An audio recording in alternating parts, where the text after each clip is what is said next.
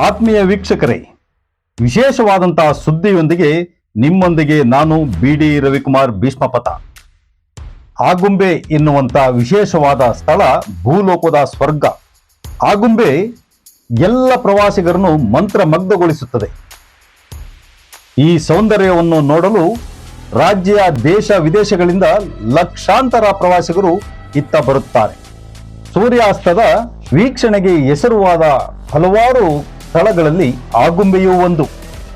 ಕರ್ನಾಟಕದ ಶಿವಮೊಗ್ಗ ಜಿಲ್ಲೆಯ ಒಂದು ಪುಟ್ಟ ಗ್ರಾಮ ಆಗುಂಬೆ.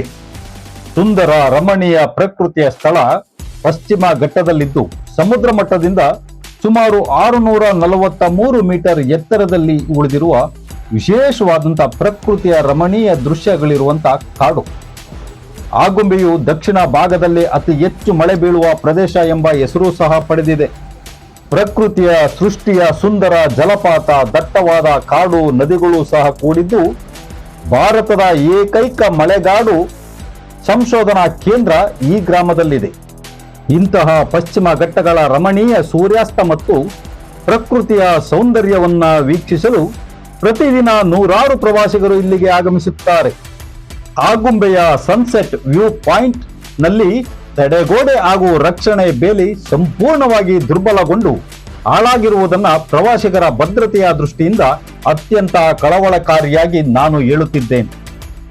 ಮಲೆನಾಡಿನ ವಿಪರೀತ ಮಳೆ ಹಾಗೂ ಬಿಸಿಲಿಗೆ ಹಳೆಯ ಕಟ್ಟಡ ತಡೆಗೋಡೆಗಳು ಶಿಥಿಲಗೊಂಡು ಕೇವಲ ಕಬ್ಬಿಣದ ರಾಡುಗಳು ಹಾಗೂ ತಂತಿಗಳು ಮಾತ್ರ ಉಳಿದಿರುವುದು ಕಂಡುಬಂದಿದೆ. ಪ್ರವಾಸಿಗರ ಸುರಕ್ಷತೆಗೆ ಆದ್ಯತೆ ನೀಡಿ ಹಾಳಾಗಿರುವ ತಡೆಗೋಡೆಗಳನ್ನು ತಕ್ಷಣ ತೆರವುಗೊಳಿಸಿ ಹೊಸದಾಗಿ ಬಲಿಷ್ಠ ಸುರಕ್ಷತಾ ತಡೆಗೋಡೆಗಳನ್ನು ನಿರ್ಮಿಸಬೇಕಾಗಿದೆ.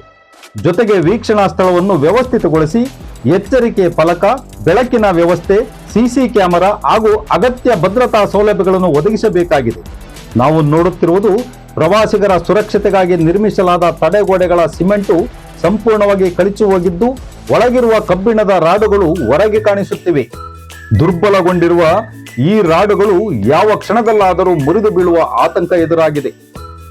ಇಲ್ಲಿ ನಡೆಯಬಹುದಾದ ಅಪಘಾತವನ್ನ ಈ ಹಿಂದೆ ಕರ್ನಾಟಕದ ಹೆಮ್ಮೆಯ ನಟ ಡಾಕ್ಟರ್ ರಾಜ್ಕುಮಾರ್ ಹಾಗೂ ನಟಿ ಮಾಧವಿಯವರು ಅಭಿನಯಿಸಿದ ಆಕಸ್ಮಿಕ ಚಲನಚಿತ್ರದ ಒಂದು ಹಾಡಿನ ದೃಶ್ಯದಲ್ಲಿ ಈ ಸನ್ಸೆಟ್ ವ್ಯೂ ಪಾಯಿಂಟ್ ಕಾಣಿಸಿಕೊಂಡಿದ್ದು, ಹಾಡಿನ ಕೊನೆಯ ಪಾತ್ರದಲ್ಲಿ ಕಣಿವೆಗೆ ಬಿದ್ದು ಸಾವನ್ನಪ್ಪುವ ದೃಶ್ಯ ಇಂದಿಗೂ ಪ್ರೇಕ್ಷಕರ ಮನದಲ್ಲಿ ಉಳಿದಿದೆ. ಅದು ಕೇವಲ ಸಿನಿಮಾದ ಕಥೆಯಾಗಿದ್ದರೂ ನೈಜ ಜೀವನದಲ್ಲಿ ಅಂತಹ ದುರ್ಘಟನೆ ಸಂಭವಿಸದಂತೆ ಮುನ್ನೆಚ್ಚರಿಕೆ ವಹಿಸುವುದು ಸಂಬಂಧಪಟ್ಟ ಇಲಾಖೆಗಳ ಆದ್ಯ ಕರ್ತವ್ಯವಾಗಿದೆ. ತಾವು ಆಗುಂಬೆಯ ಸನ್ಸೆಟ್ ವ್ಯೂ ಪಾಯಿಂಟ್ಗೆ ಬಂದ ಕ್ಷಣದ ನೆನಪಿಗಾಗಿ ಹಲವಾರು ಜನ ಸೆಲ್ಫಿಗಳನ್ನ ತೆಗೆದುಕೊಳ್ಳುವುದರಲ್ಲಿ, ಫೋಟೋಗಳನ್ನ ಕ್ಲಿಕ್ಕಿಸಿಕೊಳ್ಳುವುದರಲ್ಲಿ ತನ್ಮಯರಾಗಿರುತ್ತಾರೆ.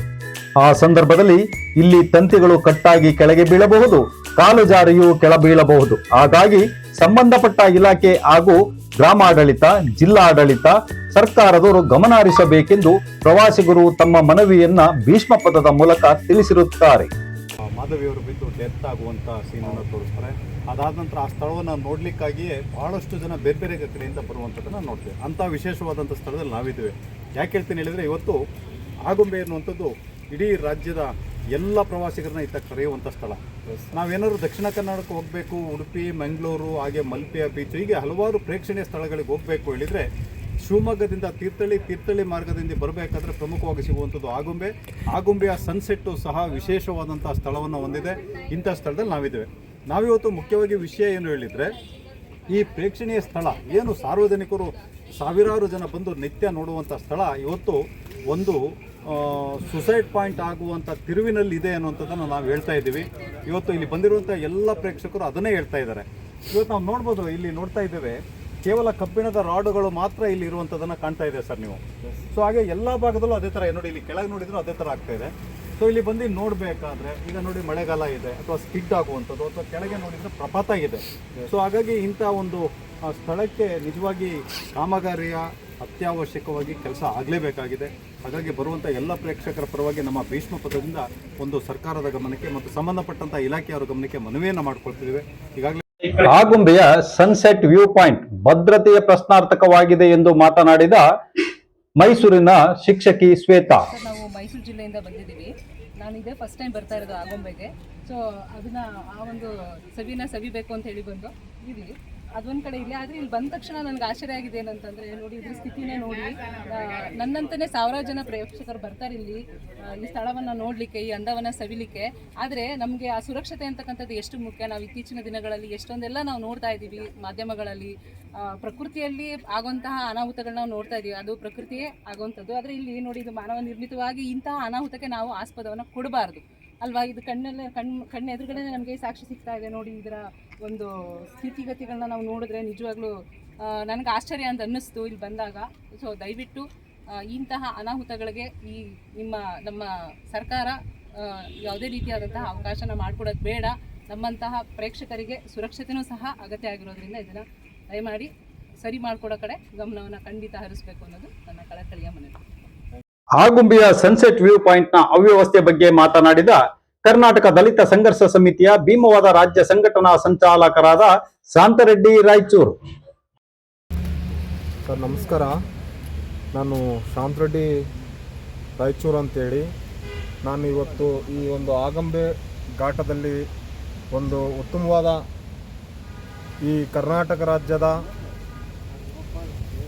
ಖ್ಯಾತಿಯಾಗಿರ್ತಕ್ಕಂಥ ಡಾಕ್ಟರ್ ರಾಜ್ಕುಮಾರ್ ಅವರು ತೆಗೆದಿರ್ತಕ್ಕಂಥ ಒಂದು ಚಿತ್ರೀಕರಣದಲ್ಲಿ ಇವತ್ತು ಸುಮಾರು ಜನ ಕರ್ನಾಟಕ ರಾಜ್ಯದಿಂದ ಸುಮಾರು ಜನ ಈ ಒಂದು ಪ್ಲೇಸನ್ನು ವೀಕ್ಷಣೆ ಮಾಡಲಿಕ್ಕೆ ಬರ್ತಿದ್ದಾರೆ.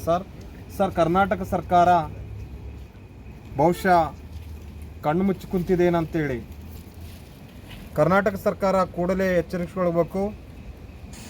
ಎಲ್ಲೆಲ್ಲೋ ಹಲವಾರು ಕಾಮಗಾರಿಗಳನ್ನ ಮಾಡ್ತಾರೆ. ಇಂಥ ಒಂದು ವೀಕ್ಷಣೆ ಮಾಡತಕ್ಕಂಥ ಕಾಮಗಾರಿನ ಜನರಿಗೆ ಇಲ್ಲಿ ನೋಡಿ, ಈ ಥರ ಡ್ಯಾಮೇಜ್ ಇಲ್ಲಿ ಜನ ನೋಡೋಕೆ ಬಂದಾಗ ಇಲ್ಲಿ ಏನಾದರೂ ಸ್ಕಿಡ್ಡಾಗಿ ಬಿದ್ದಂಥ ಸಂದರ್ಭದಲ್ಲಿ ಜನರು ಮತ್ತೆ ಸಿಗಲ್ಲ. ಸರ್ ದಯಮಾಡಿ ಕರ್ನಾಟಕ ರಾಜ್ಯದ ಮುಖ್ಯಮಂತ್ರಿಗಳು ಮತ್ತು ಸಂಬಂಧಪಟ್ಟ ಅಧಿಕಾರಿಗಳು ಈ ಒಂದು ಕಾಮಗಾರಿನ ಕೂಡಲೇ ಕೈಗೆತ್ತಿಕೊಳ್ಬೇಕಂತೇಳಿ ನಾನು ಮನವಿ ಮಾಡ್ತಾ ಇದ್ದೀನಿ. ಸರ್ ನಾನು ಕರ್ನಾಟಕದಲ್ಲಿ ಸಂಘರ್ಷ ಸಮಿತಿ ಭೀಮವಾದ ರಾಜ್ಯ ಸಂಘಟನೆ ಸಂಚಾಲಕರಾಗಿ ಕೆಲಸ ಮಾಡ್ತಾ ಇದ್ದೀನಿ. ಈ ಉಡುಪಿ ಜಿಲ್ಲೆಯಲ್ಲಿ ನಾಳೆ ಒಂದು ಸಭೆಯನ್ನು ಮಾಡ್ತಾ ಇದ್ದೀನಿ. ನಾಳೆ ಈ ಕಾಮಗಾರಿನ ಯಾಕೆ ಸರ್ಕಾರ ಮರೆಮಾಚಿ ಇದನ್ನು ಕಣ್ಣು ಮುಚ್ಕೊಂಡು ಕುಂತಿದೆ ಗೊತ್ತಾಗ್ತಾ ಇಲ್ಲ. ಅಂದರೆ ಸರ್ಕಾರದ ಉದ್ದೇಶ ಜನ ಸತ್ತ ಮೇಲೇ ಅವ್ರಿಗೊಂದು ಯಾವುದೋ ಒಂದು ಪರಿಹಾರ ಮಾಡ್ತಕ್ಕಂಥ ಒಂದು ನಿಯಮವನ್ನು ಇಲ್ಲಿವರೆಗೂ ಮುಂದುವರಿಸ್ತಾ ಬಂದರೆ, ಮುಂದಾದರೂ ಇದನ್ನು ಮುಂದುವರಿಸಬಾರ್ದು ಅಂತೇಳಿ ಎಚ್ಚರಿಕೆ ಒಂದು ಮಾತನ್ನು ಸರ್ಕಾರಕ್ಕೆ ಕೇಳ್ತಾ ಇದ್ದೀವಿ. ದಯಮಾಡಿ ಸಾರ್ವಜನಿಕರ ಒಂದು ಹಿತವನ್ನು ಕಾಪಾಡಲಿಕ್ಕೆ ಸರ್ಕಾರ ಮುಂದಾಗಬೇಕಂತೇಳಿ ತಮ್ಮಲ್ಲಿ ಸರ್ಕಾರದ ಹೊಣೆ ಹೊತ್ತಿರತಕ್ಕಂಥ ಈ ರಾಜ್ಯದ ಮುಖ್ಯಮಂತ್ರಿಗಳಿಗೆ, ಸಂಬಂಧಪಟ್ಟ ಇಲಾಖೆಯವರಿಗೆ ನಾನು ಮನವಿ ಮಾಡ್ತಾ ಇದ್ದೀನಿ. ಸರ್ ಜೈ ಭೀಮ್, ಜೈ ಭಾರತ್. ಈ ಒಂದು ಆಗುಂಬೆಯ ಈ ಸೂರ್ಯಾಸ್ತ ಸ್ಥಳ ಮೊದಲು ನಾವು ಹಿಂದೆ ನೋಡ್ತಿದ್ದಕ್ಕೂ ಇದಕ್ಕೂ ಭಾಳ ವ್ಯತ್ಯಾಸ ಆಗಿದೆ. ನೀವು ನೋಡಿ, ಈ ಒಂದು ಏನು ಈ ಕಬ್ಬಣದ ರಿಲ್ಸ್ ಇರ್ಬೋದು ಅಥವಾ ಈ ಸಿಮೆಂಟ್ ಕಾಮಗಾರಿ ಇರ್ಬೋದು, ಭಾಳ ಶಿಥಿಲಗೊಂಡಿದೆ. ಒಂದು ದಿನಪ್ರತಿ ನೂರಾರು ಜನ ಬರ್ತಾರೆ ಈ ಒಂದು ಸೂರ್ಯಾಸ್ತ ಸ್ಥಳವನ್ನು ನೋಡೋಕ್ಕೆ. ಸಂಬಂಧಪಟ್ಟವರು ಇದ್ರ ಬಗ್ಗೆ ಒಂಚೂರು ಗಮನ ತಗೊಂಡು ಮುಂದೆ ಆಗುವಂಥ ಅನಾಹುತನ ತಪ್ಪಿಸಬೇಕಾಗಿ ಎಲ್ಲ ಪ್ರವಾಸಿಗರ ಪರವಾಗಿ ಕೇಳಬೇಕಾಗಿದೆ. ಎಲ್ಲ ಮಾಧ್ಯಮದಲ್ಲೂ ನೋಡ್ತಾ ಇದ್ದೀವಿ ಏನೆಲ್ಲ ಒಟ್ಟಾರೆಯಾಗಿ ಈ ಸ್ಥಳದಲ್ಲಿ ಪ್ರವಾಸಿಗರನ್ನು ನಿಯಂತ್ರಿಸಲು ಮತ್ತು ಜಾಗೃತಿ ಮೂಡಿಸಲು ವಿಶೇಷವಾಗಿ ಭದ್ರತಾ ಸಿಬ್ಬಂದಿಯನ್ನು ನಿಯೋಜಿಸುವುದು ಅತ್ಯವಶ್ಯಕ. ಸಂಜೆ 6:45 7 ಗಂಟೆಯ ಒಳಗೆ ಸನ್ಸೆಟ್ ಮುಗಿದ ನಂತರ ಇಲ್ಲಿ ಭದ್ರತಾ ಸಿಬ್ಬಂದಿಗಳು ಇರುವುದಿಲ್ಲ. ಆದರೆ ಆ ನಂತರವೂ ಸಹ ಪ್ರವಾಸಿಗರು ಈ ಸ್ಥಳದಲ್ಲಿ ಬಂದು ಫೋಟೋಗಳನ್ನು ತೆಗೆದುಕೊಳ್ಳುವುದು ಹಾಗೂ ಪ್ರಕೃತಿ ಸೌಂದರ್ಯವನ್ನು ಸವಿಯಲು ಜನ ಸಂದಣಿ ಹೆಚ್ಚಾಗಿರುತ್ತದೆ. ಜೊತೆಯಲ್ಲಿ ಇಲ್ಲಿ ಲೈಟಿನ ವ್ಯವಸ್ಥೆಯೂ ಇಲ್ಲದಿರುವುದರಿಂದ ಅಪಘಾತಗಳು ಸಂಭವಿಸುವ ಮೊದಲೇ ಸರ್ಕಾರ, ಗ್ರಾಮಾಡಳಿತ, ಜಿಲ್ಲಾಡಳಿತ, ತಾಲೂಕು ಆಡಳಿತ, ಸಂಬಂಧಪಟ್ಟ ಇಲಾಖಾ ಅಧಿಕಾರಿಗಳು ಎಚ್ಚರಗೊಳ್ಳಬೇಕು. ವಿಶೇಷವಾದ ಸುದ್ದಿಗಾಗಿ ನಿಮ್ಮ ಭೀಷ್ಮಪಥ ಸಬ್ಸ್ಕ್ರೈಬ್ ಮಾಡಿ, ಲೈಕ್ ಮಾಡಿ, ಶೇರ್ ಮಾಡಿ. ನಿಮ್ಮ BD ರವಿಕುಮಾರ್. ನಿಮ್ಮೂರಿನ ವಿಶೇಷ ಸುದ್ದಿ ಸಮಸ್ಯೆಗಳ ಬಗ್ಗೆ ನಮ್ಮನ್ನು ಸಂಪರ್ಕಿಸಿ.